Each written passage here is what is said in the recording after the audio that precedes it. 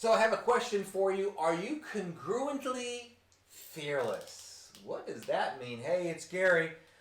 Don't forget to subscribe. Love to see your comments at the end or even now, anytime. Congruently fearless. What does that mean? All right. So when we think about being congruent, we think about having the same thought process across the board, if you will. So here's what happens. We will talk about, let's say we talk about being fearless. You've got to be fearless. You know, maybe we have a young child, or maybe somebody in our team, they have a fear of rejection, whatever it is, and we tell them we've got to be fearless. Now keep in mind, when we say something like, you've got to be bold, you've got to be fearless, you've got to be strong, are we congruent when we say that overall in our life? So here's what I mean by that. Let's say we have a typical or specific example where I tell somebody you need to be fearless. So somebody, maybe they're thinking about opening another segment of their company, and they have a lot of, reservations about it. They're fearful about certain things. So if I say to them, you've got to be fearless. Now when I say to a person they have to be fearless, I want to walk my talk. So that means I want to be congruently fearless in everything in my life. In what?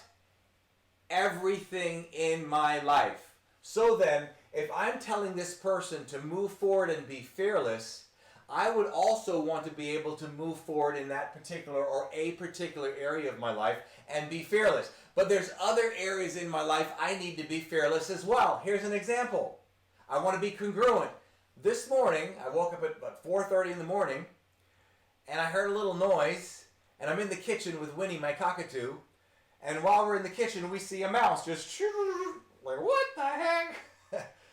But I am congruently fearless. So I didn't go, oh my God! I'm going to be fearless about the mouse in the house.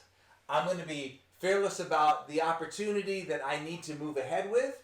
I'm going to be fearless if I'm going to tell you to be fearless. I'm congruently fearless.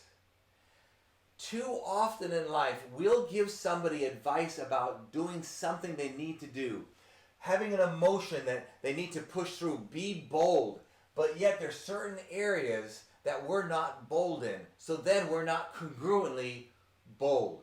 So when I say I'm congruently fearless, that means there's nothing that I fear. Do I have the normal fears of maybe, I don't know, death or losing everything? Things that I think we all normally have, but nothing that's irrational.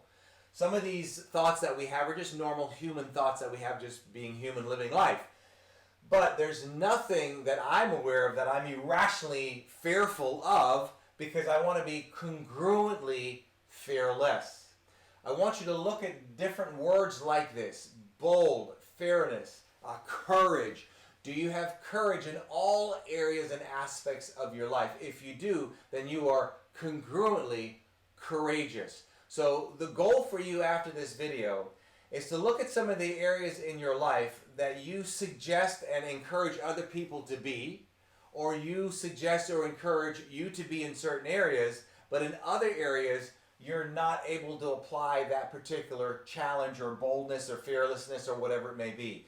If you're not able to do that, you are not congruent in that area of life. That's a problem.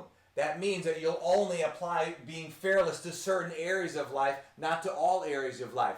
We want to be congruent in all areas of life. When you do that, you will find that you become even more unstoppable in so many areas of your life, and you will conquer and have more success. So here's to being congruently fearless, bold, courageous, whatever works for you. Figure out what areas of your life that you're not congruent in, and do your very best to get it up there where it's all the same congruent in all areas of your life.